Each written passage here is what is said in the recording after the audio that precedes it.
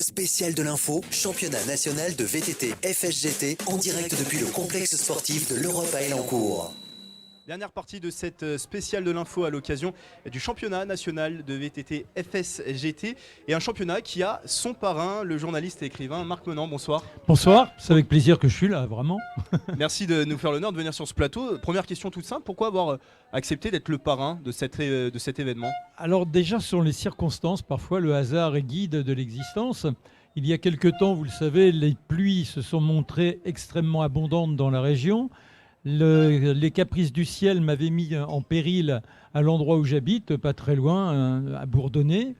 Et ma maison commençait à être envahie par les eaux quand les pompiers se sont présentés et miraculeusement, grâce à des pompes, ont évité la submersion totale. Il se trouve que le pompier en chef de cet escadron était Thierry Fabre. Le président du Vélo Club d'Elancourt Saint-Quentin-en-Yvelines. Et je ne sais pourquoi, il m'a reconnu. Et il m'a dit, mais ça serait formidable que vous soyez notre parrain. Je dis, mais avec plaisir, bien évidemment. Et c'est comme ça que je me suis retrouvé aujourd'hui en cet endroit, avec l'enthousiasme de découvrir des jeunes et des moins jeunes qui s'affrontent à des difficultés inouïes. Et tout cela, même pas pour la gloire, c'est-à-dire que c'est pour le plaisir de réussir quelque chose de grand.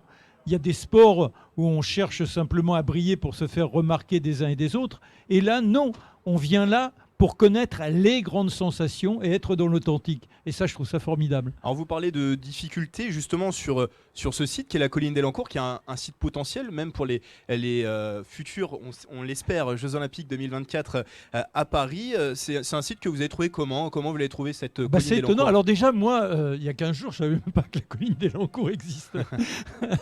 Et la semaine dernière, il y avait la revancharde en hommage aux pompiers disparus et surtout à leurs petits gamins qui restent là avec des papas héros qui ont été tellement inouïs dans ce surpassement d'eux-mêmes qu'ils ont été jusqu'au sacrifice fatal. Il n'en reste pas moins que ces enfants-là continuent à vibrer. Et quand on m'a demandé déjà d'être parrain, je me suis précipité. C'est là pour la première fois que j'ai vu cette colline d'Elancourt et j'imaginais pas que l'on puisse de façon artificielle dresser un tel monticule et en faire un lieu champêtre avec des arbres, quelque chose d'extrêmement réjouissant pour l'œil. Qui est le point culminant d'Île-de-France. Oui, mais c'est incroyable. Ouais. Moi, je croyais que c'était la butte Montmartre. Eh bien non, c'est à Elancourt. Et quand on regarde, on voit les coins de forêt. Et alors qu'on est si proche de Paris, on s'aperçoit que la nature est encore extrêmement présente et plaisante. Et que l'on doit vivre ici de façon extrêmement, je dirais, jubilatoire, parce qu'à la fois on peut se retrouver dans la capitale pour aller goûter quelques spectacles et puis ensuite se laisser aller à l'effort physique dans un contexte de grande presque aventure, parce que là on peut parler d'un effort digne de l'aventure quand il s'agit du VTT sur la colline d'Elancourt. Alors Marc Menant, votre histoire est liée à celle du cyclisme. Vous avez commencé votre carrière comme journaliste sportif à RTL. Oui, à RTL. Vous avez notamment commenté, participé à 3 Tours de France. 3 Tours de France pour RTL. Après, Robert Chapat m'a fait venir à Stade 2, où je suis resté qu'1 an parce que TF1 m'a débauché. Et je me suis retrouvé en 1978 à créer le magazine de l'aventure sur TF1 et être responsable des directs du Tour de France. J'avais à mes côtés Raymond Poulidor, j'avais Léon Zitrone et Bernard Giraud, qui a disparu précocement puisqu'il a terminé dans un drame épouvantable avec Didier Pironi, qui était champion de Formule 1. Et ensemble, ils disputaient une course offshore et leur bateau s'est désintégré. Et Bernard, qui était très très jeune, a été emporté dans ce drame. Et ça a été une très très très belle expérience d'être responsable de ce direct. Et je me souviens en particulier de l'étape de l'Alpe d'Huez. Ce jour-là, il faisait un temps épouvantable. Aujourd'hui, les nuages sont un peu chagrins. Ils s'amusent avec nous, ils se montrent, et puis après, ils se dissipent légèrement. Le soleil est taquin, quelques rayons, puis hop, lui aussi s'efface. Et ce jour-là, c'était carrément les nuages qui dominaient. Et l'hélicoptère ne pouvait pas décoller. Et lorsque vous êtes à la télévision, il y a des heures de programmation.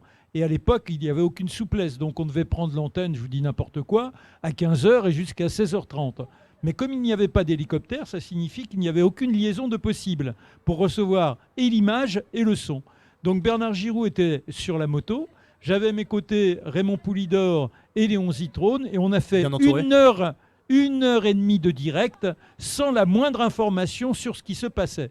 Donc il a fallu raconter des histoires, relancer les uns et les autres, avoir des petites anecdotes, et soudain, jaillissant de cette grisaille incroyable, a jailli donc un personnage bien déhanché qui était Paul Entier, le Belge, qui allait prendre le maillot jaune, mais qui malheureusement allait connaître qu'une gloire éphémère, puisque au moment du contrôle antidopage, il a été pris avec une poire sous le bras, puisque c'était des urines d'un autre qu'il avait ainsi acquises pour pouvoir faire croire qu'il n'était pas dopé.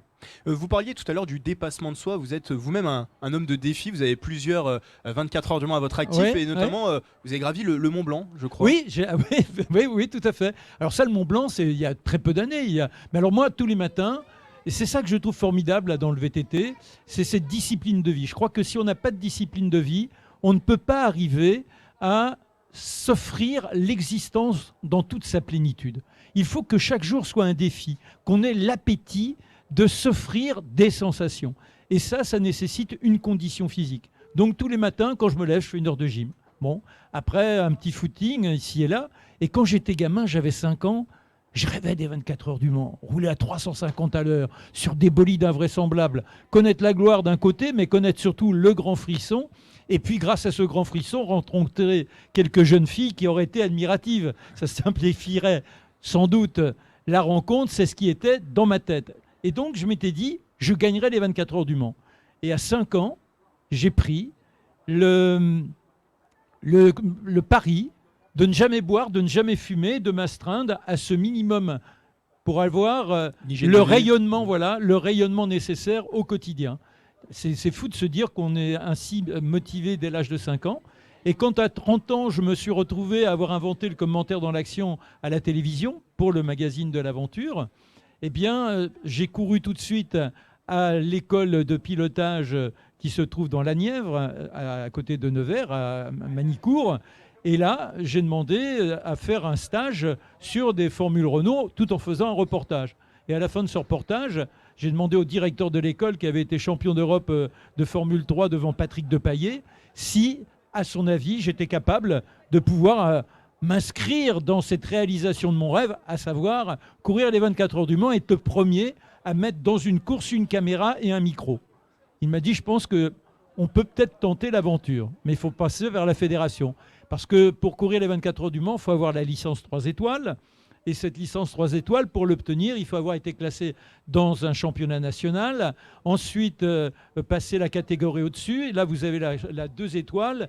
Et seulement si vous obtenez des résultats dans des courses internationales, vous avez cette 3 étoiles. Vrai parcours du combattant. Voilà. Alors on l'a dit, vous avez commencé bien sûr votre carrière avec le Tour de France. Le Tour de France 2016 qui a commencé aujourd'hui au départ du Mont-Saint-Michel. Comment vous la sentez cette édition 2016? Est-ce que les Français vont enfin briller? Ça fait plusieurs années qu'on attend ça. Ça fait plusieurs années que l'on attend. J'ai un peu décroché du côté spectateur. L'exploit en lui-même m'intéresse toujours, mais je dois dire que c'est comme le championnat d'Europe de football. Pourquoi je ne me trouve pas devant mon téléviseur? Déjà parce que je n'aime pas être trop passif. Et j'ai eu la chance de pouvoir vivre les événements en étant acteur, soit en courant, soit en étant celui qui commentait. Et être là simplement à regarder, je ne me sens pas très à l'aise. Et puis surtout, je trouve qu'il y a une mauvaise dérive aujourd'hui. C'est-à-dire que l'enthousiasme, oui. La passion, oui. Mais être simplement dans une sorte d'hystérie où on vit par procuration. Et là, je pense aux supporters. Alors on dit, les supporters, c'est formidable. Bon, moi, les hordes braillardes avec les bières à la main, pour moi, c'est pas ça la vie. C'est pas ça la conquête. C'est pas ça vivre grand. Donc, je me mets un peu à l'écart. Et c'est plus de temps en temps, quand je me laisse surprendre, je rentre chez moi. Et puis je dis, tiens, il se passe quoi sur le Tour de France, surtout dans les étapes de montagne. Et là, je m'offre un petit œil de curiosité, mais je ne suis pas assidu au quotidien. Un dernier mot peut-être sur votre actualité, quelle est-elle? Alors mon actualité, actuellement, j'avais monté une petite affaire à Oudan parce que je suis tombé amoureux, enfin c'est quelque chose d'extraordinaire. Et comme j'étais enfermé dans la forêt pour écrire mes derniers livres à la demande de mon éditeur, j'ai posé ma plume après avoir écrit ces 2 derniers livres, 11e et 12e. Et pour la jeune femme que j'avais rencontrée, on a monté une affaire dans le centre-ville, une épicerie fine et en même temps crêperie. On a cherché à faire des choses exceptionnelles. Et puis malheureusement, ça fait 3 ans et je me suis trouvé en dehors de l'écriture, en dehors de la radio, sauf l'année dernière où j'ai fait 6 mois sur Europe 1 comme complice Avec d'Hanouna. Cyril Hanouna, oui. Voilà. Et là, j'espère vendre bientôt. Et j'ai 2 défis. Un roman qui m'attend depuis 4 ans, avec une histoire invraisemblable, énormément de rebondissements. Et puis j'aimerais monter sur scène. Donc je taquine la plume pour tenter d'avoir un seul en scène. Un nouveau défi, finalement. Un nouveau défi, voilà. Il faut toujours être dans les défis. Merci beaucoup, Marc. Non, merci à vous. Merci d'avoir été très avec nous, je sincèrement. le rappelle, écrivain et journaliste et parrain de ce championnat national de VTT. Il est temps pour nous de conclure cette émission. Retrouvez la spéciale de l'info, championnat national de VTT FSGT en podcast audio et vidéo sur notre site radiosensation.fr. C'est la fin de cette dernière émission de la saison sur Sensation. Merci de l'avoir suivi. Nous étions au complexe sportif de l'Europe à Élancourt où se déroule jusqu'à demain le championnat national de VTT. Merci d'ailleurs à la commune d'Élancourt et au VCE Sky, le vélo club d'Élancourt 50 ans de nous avoir accueillis pour cette émission.